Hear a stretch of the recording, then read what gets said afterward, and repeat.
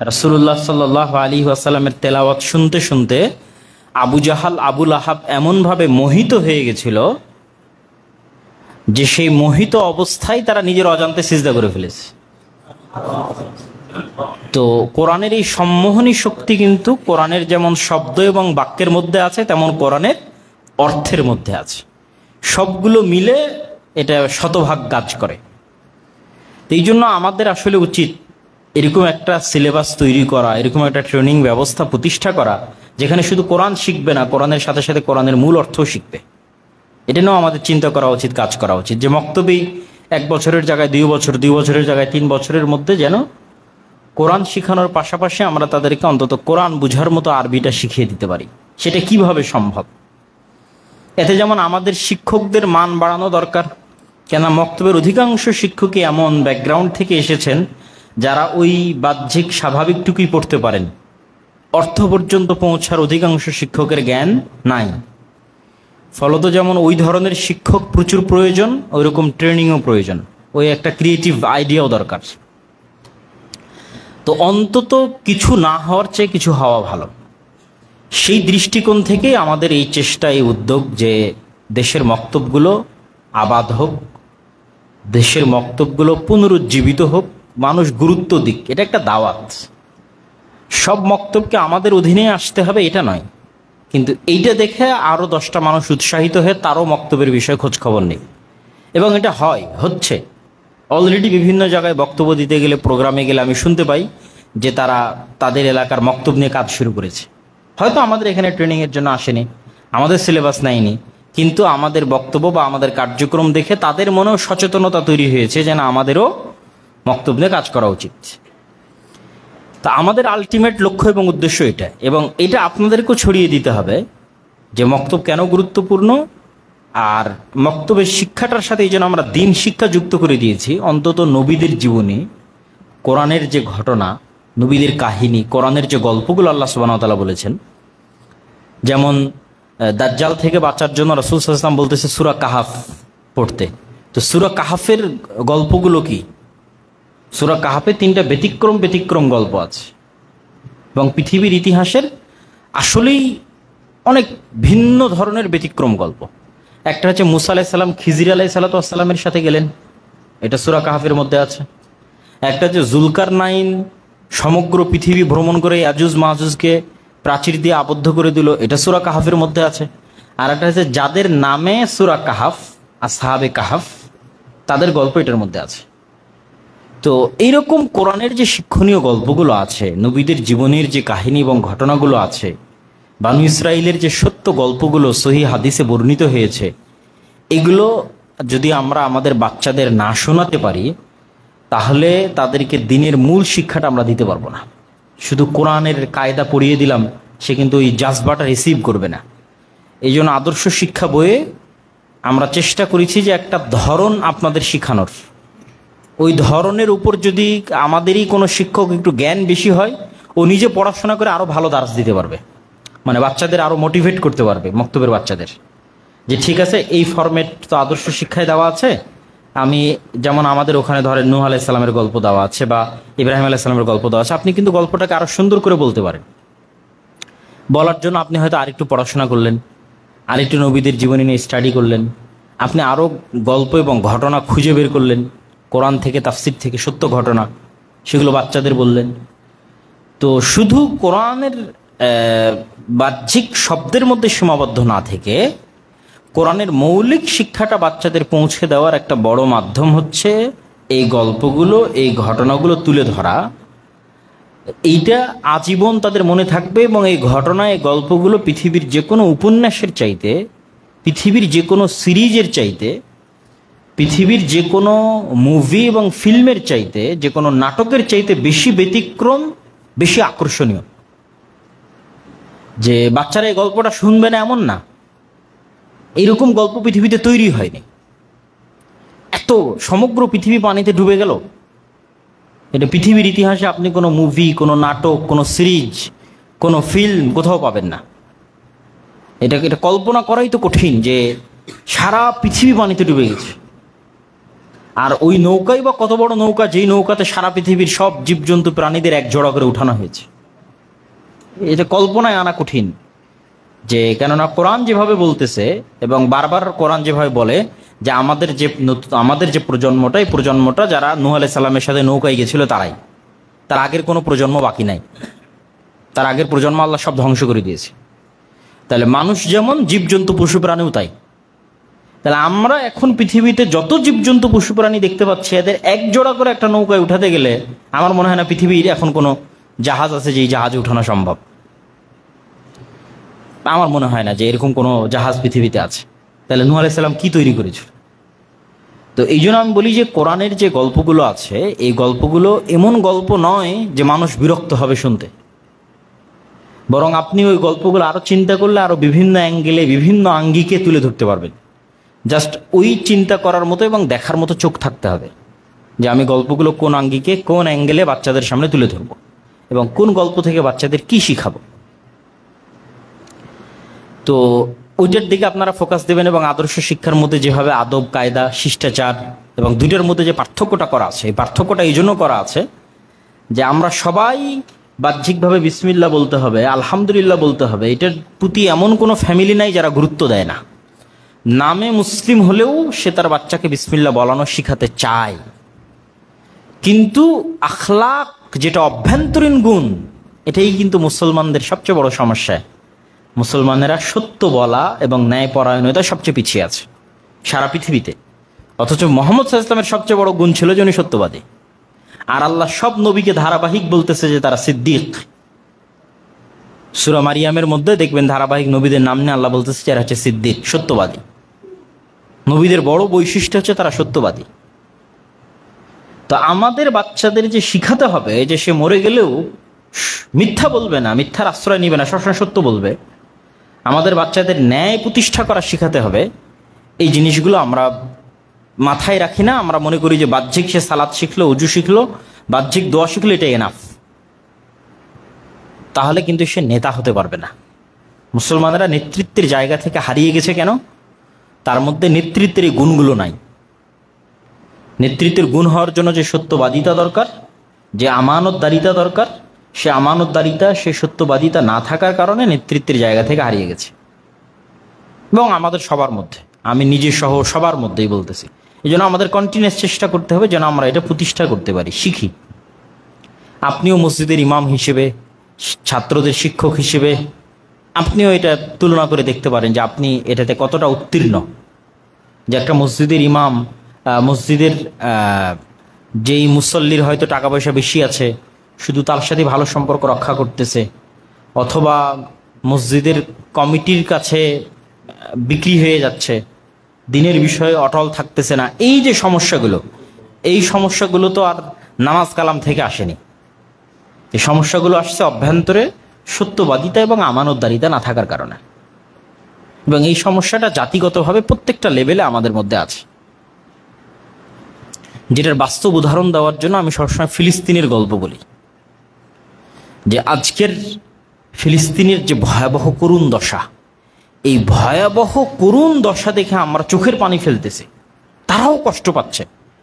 অথচ ওই ফিলিস্তিনিদের নিয়েই যে একটা আটা অথবা একটা চাউল অথবা একটা পানি, যেটার দাম মিশরে হয়তো 1 পাউন্ড, 1 রিয়াল, 1 দিরহাম, সেটিরই দাম গাজার মধ্যে 50 রিয়াল, 50 পাউন্ড, 100 রিয়াল, 100 পাউন্ড, 100 দিরহাম। কিভাবে?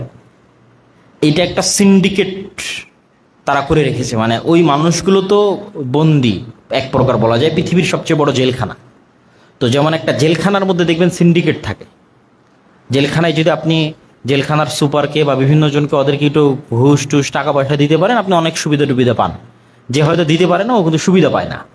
তো যেহেতু তারা পূর্ণ স্বাধীন নয়, তো ওখানে ওভারঅল একটা সিন্ডিকেট মেনটেন করা হয়। একটা তো আছে ইহুদিরা ঢুকতে দিচ্ছে না ত্রাণ, আমি ওইটার কথা বলতেছি না।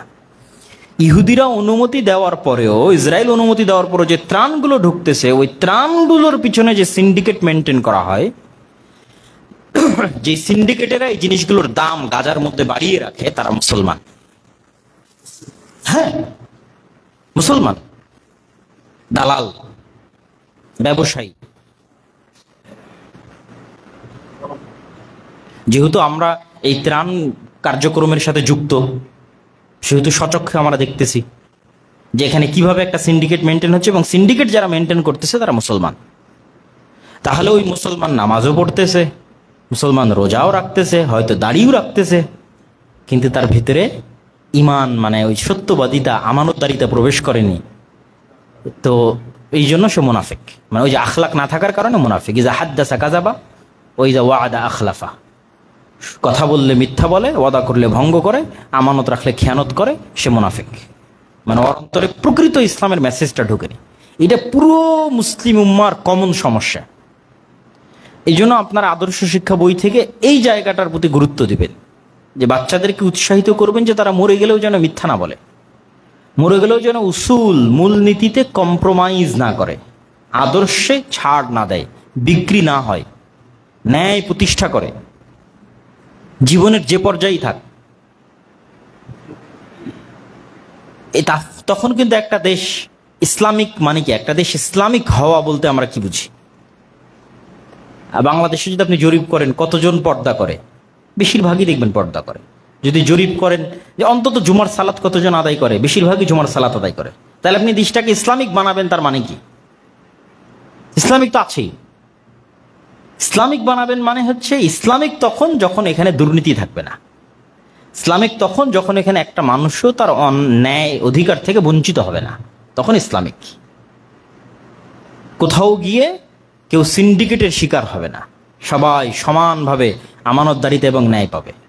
যেমন ঈসা আলাইহিস সালাম আর ইমাম মাহদি যখন ইয়াজুজ মাজুজ শেষ হয়ে যাবে, তখন ওরা কি করবে জানেন? তরবারিগুলোকে ভেঙে কৃষি বলে লাঙ্গল বানাও। মানে পৃথিবীতে এমনভাবে ন্যায় প্রতিষ্ঠা হয়ে গেছে যে আর তরবারির দরকার নাই, আর রাইফেলের দরকার নাই। এমনভাবে পৃথিবীতে ন্যায় এবং আমানতদারিতা প্রতিষ্ঠিত হয়ে গেছে। এটাই ইসলাম। যে ইসলাম আসা মানে সেখানে সত্যবাদিতা, আমানতদারিতা এবং ন্যায় প্রতিষ্ঠা হওয়া। তো এই জিনিসটা আপনারা ওখান থেকে বাচ্চাদের শিখাবেন, আদব কায়দা তো শিখাবেনই। আর নবীদের যে গল্পগুলো আছে, সাহাবীদের যে গল্প আছে, হাদিসের যে গল্প আছে, সেগুলোও আরও কত অ্যাঙ্গেল থেকে আপনারা জমা করতে পারেন, আরও কত সুন্দর করে বাচ্চাদের শিখাতে পারেন, সেটার চেষ্টা করবেন। আর সর্বোপরি আমি যদি আপনাদেরকে ব্যক্তিগতভাবে নাসিহা বা উপদেশ দেওয়ার কথা বলি, সেটা আমার নিজেকে সহ সবাইকে, যে সবাই যে আমরা খুব ভালো নিষ্পাপ ফেরেশতা এরকম নয়, এই জন্য সবারই আমাদের শিক্ষার দরকার আছে। সেই নাসিহাটা দিয়ে আমি আমার বক্তব্য শেষ করব। সেটা হচ্ছে যে আল্লাহ সুবহানাহু ওয়া তাআলা আমাদের শরীরের মধ্যে, যে শরীর আমাদের দুনিয়াতে তৈরি হয়েছে, এখানে আমাদের শরীরে একটা জায়গা আছে যেটার নাম হচ্ছে কালব, যেটাকে রাসূল সাল্লাল্লাহু আলাইহি ওয়াসাল্লাম এবং আল্লাহ সুবহানাহু ওয়া তাআলা কোরআন মাজিদে বহুবার উল্লেখ করেছে এবং এটার গুরুত্ব তুলে ধরেছে। এই কালবের মধ্যে রূহ আছে, নাফস আছে। নাফস যেটা পৃথিবীতে তৈরি হয়েছে, রূহ যেটা আল্লাহ সুবহানাহু ওয়া তাআলার পক্ষ থেকে আসছে। আর এই কালবে সবসময় শয়তান এবং ফেরেশতার পক্ষ থেকে ইলহাম এবং ওয়াসওয়াসা চলমান থাকে, ও ইলহাম এবং ওয়াসওয়াসা চলমান থাকে। যেটা রাসূল সাল্লাল্লাহু আলাইহি ওয়াসাল্লামের হাদিস, যে মানুষের অন্তরে প্রত্যেক যে ভালো কাজের চিন্তা আসে, সে ভালো কাজের চিন্তা ফেরেশতার পক্ষ থেকে আসে, প্রত্যেক যে মন্দ কাজের চিন্তা আসে সেটা শয়তানের পক্ষ থেকে আসে। আর এটার নামে কালব এই জন্য যে এটা প্রতি সেকেন্ডে এত পরিবর্তন হয়, পৃথিবীর আর কোনো কিছু এত দ্রুত পরিবর্তন হয় না। আপনি বই পড়তে বসছেন, হুট করে আপনার মন কোথায় চলে গেছে, সালাতে দাঁড়াইছেন, হুট করে মন কোথায় চলে গেছে, আপনার নিজেরও কন্ট্রোলে নাই। এত দ্রুত পরিবর্তন হয়। আপনি ওকে আবার শাসন করে বলেন এই নামাজে মনোযোগ দে, আবার নামাজে মনোযোগ দিলেন, 5 মিনিটের মধ্যে আবার নাই, আপনি ভুলে গেছেন যে ও কোথায় চলে গেছে। তো এত দ্রুত পরিবর্তন হয়, এই জন্য এটার নাম কাল। তো এই জন্য এটার যত্ন নিতে বলা হয়েছে যে আল্লাহুম্মা ইয়া মুকাল্লিবাল কুলুব সাব্বিত কলবি আলা তাআতিক বা আলা দীনিক। তো হে আল্লাহ, আপনি হচ্ছেন অন্তরের পরিবর্তনকারী। তো এইটার আমাদের যত্ন নিতে হবে, যেন এই বড় বড় সাহাবী এবং তাবিরা বলতেছে যে তোমার বিজনেস পার্টনারের তুমি যেভাবে হিসাব নাও, বা তোমার অধীনস্থ কর্মচারী কর্মকর্তাদের যেভাবে হিসাব নাও, যেমন সিসি ক্যামেরা দেওয়া আছে, ফিঙ্গারপ্রিন্ট দেওয়া আছে, অথবা আমরা সবাই আমাদের সাংসারিক জীবনে আমার বাড়ির টাকা পয়সার যেমন হিসাব করি, ধান কতটি উঠলো কতটি গেল, চাউল কতটি উঠলো কতটি গেল, কতটি আছে, কতটি বিক্রি করব, এটার যেমন হিসাব করি, তো ওনারা বলতেছে এর চাইতে বেশি হিসাব নিজের নাফসের করা উচিত, কেন এগুলো সবগুলোর চাইতে ভয়ঙ্কর, এগুলো সবগুলোর চাইতে বেশি ফাঁকিবাজ, সবগুলোর চাইতে বেশি ধোঁকাবাজ। মানে আপনার বাড়ির কাজের লোক বা যে কিষান কামলা যাকে কাজে লাগিয়েছেন, ওরা এতটা ধোঁকাবাজ নয়, আপনার নাফস যতটা ধোঁকাবাজ, এবং ওরা এতটা খেয়ানতকারী নয়, আপনার নাফস যতটা খেয়ানতকারী। বলছে তুমি অন্য আর যা কিছুর যত হিসাব নিচ্ছ, ছেলে মেয়ে বউ স্ত্রী পুত্র টাকা পয়সা জমি জায়গা, তার চেয়ে বেশি হিসাব কার নিতে হবে? নাফসের নিতে হবে। হ্যাঁ, এবং কলবকে সংশোধন, তাজকিয়াতুন নাফস, নাফসকে সংশোধন করে এটাকে নাফসে মুতমাইন্নাতে পরিণত করতে হবে, এবং কন্টিনিউয়াস এর হিসাব রাখতে হবে। তার হিসাব রাখার সহজ বুদ্ধি কি? এর হিসাব রাখার সহজ বুদ্ধি হচ্ছে যে আমরাই তো বললাম যে এই কলবে সবসময় ফেরেশতা এবং শয়তান এখানে ওয়াসওয়াসা এবং ইলহাম দিতেই আছে। তাহলে আমাদের সহজ সমাধান হচ্ছে যে আমাদেরকে ফেরেশতার যে অংশটা, ফেরেশতাদের যে পাওয়ারটা, সেটাকে শক্তিশালী করতে হবে, আর শয়তানের যে পাওয়ারটা সেটাকে কি করতে হবে? দুর্বল করতে হবে। তাহলে ফেরেশতাদের পাওয়ারকে আপনি শক্তিশালী করবেন কিভাবে? যেই যেই কাজে ফেরেশতারা খুশি হয়, ফেরেশতারা ভালোবাসে, ফেরেশতারা কাছে আসে, ফেরেশতাদের যেটা যেটা স্বভাব, ওটা ওটা আপনি যত বেশি অবলম্বন করবেন তত আপনার আশেপাশে বেশি ফেরেশতা থাকবে। আর যেই কাজে শয়তান বেশি খুশি হয়, শয়তান বেশি আশেপাশে থাকে, ওই কাজ তত কমাই দিতে হবে। তাহলে অটোমেটিক পরিবেশ তৈরি হওয়ার কারণে অটোমেটিক আপনার অন্তরে ফেরেশতার প্রভাব বাড়বে এবং তার দিক থেকে ইলহামও বাড়তে থাকবে। যেমন ফেরেশতারা পবিত্রতা পছন্দ করে, ওদের পেশাব নাই, পায়খানা নাই, কিচ্ছু নাই। আল্লাহ নবীকে মেসওয়াক করতে বলতে বলতে বলতে বলতে ক্লান্ত করে দিয়েছে। আল্লাহ নবীর দাঁত ছিলে গেছে মেসওয়াক করতে করতে। উনি তো মেসওয়াক করতেন শুধু ফেরেশতাদের জন্য, যাতে তাদের আসতে কোনো অসুবিধা না হয়, ওনার কাছে থাকতে কোনো অসুবিধা না হয়। তারপরে একদিন বলছেন যে আয়েশা কি খবর, আজকে জিবরাইল আসেনি? তো বাড়ির নিচে, খাটের নিচে অথবা পর্দায় কিছু ছবি অথবা মূর্তি ছিল, যে কারণে জিবরাইল ঢোকেনি। তাড়াতাড়ি ওটাকে বাড়ি থেকে বের করে ফেলে দাও। তাই আপনার আশেপাশের এনভায়রনমেন্টটা হতে হবে ফেরেশতা বান্ধব। তাহলে আপনি যত বেশি ফেরেশতাদের সাথে উঠা বসা করবেন, ফেরেশতাদেরকে কাছে নিয়ে থাকবেন, তত আপনার অন্তর ভালোর দিকে ধাবিত হবে। এই জন্য পবিত্রতা রক্ষা করা, কোরআন তেলাওয়াত করা, তারপরে হচ্ছে তাসবিহ, আল্লাহ সুবহানাহু ওয়া তাআলার নিকটে দোয়ার চাইতেও প্রিয় হচ্ছে জিকির বা তাসবিহ, যেটাতে চাওয়ার চাইতে আল্লাহর বড়ত্ব এবং মহত্বের বর্ণনা বেশি আছে। এই জন্য দেখবেন যে সালাতের মধ্যে চাওয়ার পাঠ তেমন একটা নাই। আপনি চিন্তা করেন বসে থেকে যে আমরা যে সালাতে দাঁড়ালাম, তো সূরা ফাতিহাতে তো আমরা আল্লাহর বড়ত্ব মহত্ব বর্ণনা করলাম, দুনিয়াবি তেমন কিছু চাওয়া নাই সিরাতে মুস্তাকিম ছাড়া। কোরআন তেলাওয়াত বাধ্যতামূলক করা আছে সালাতে, কোরআন তেলাওয়াত তো জিকির, ওটাও আল্লাহর বড়ত্ব মহত্ব, কেন ওটা আল্লাহর বাণী। রুকুতে গেলাম সুবহানা রাব্বিয়াল আযীম, ওটাও তাসবিহ। সিজদায় গেলাম সুবহানা রাব্বিয়াল আলা, ওটাও তাসবিহ। রুকু থেকে উঠলাম রব্বানা লাকাল হামদ, এটাও তাসবিহ। তাহলে একটাও তো দোয়া হলো না। একদম সালাম ফেরানোর পূর্বে আপনাকে কোনো মতে একটা চান্স দেওয়া আছে যে আপনি চাইলে এখন আপনার জন্য দোয়া করতে পারেন।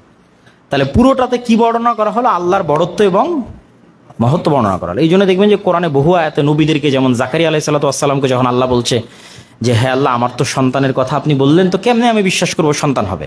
আলামত দেন। তো বলছে আলামত এটাই যে তুমি সকাল সন্ধ্যা তাসবিহ পাঠ করো।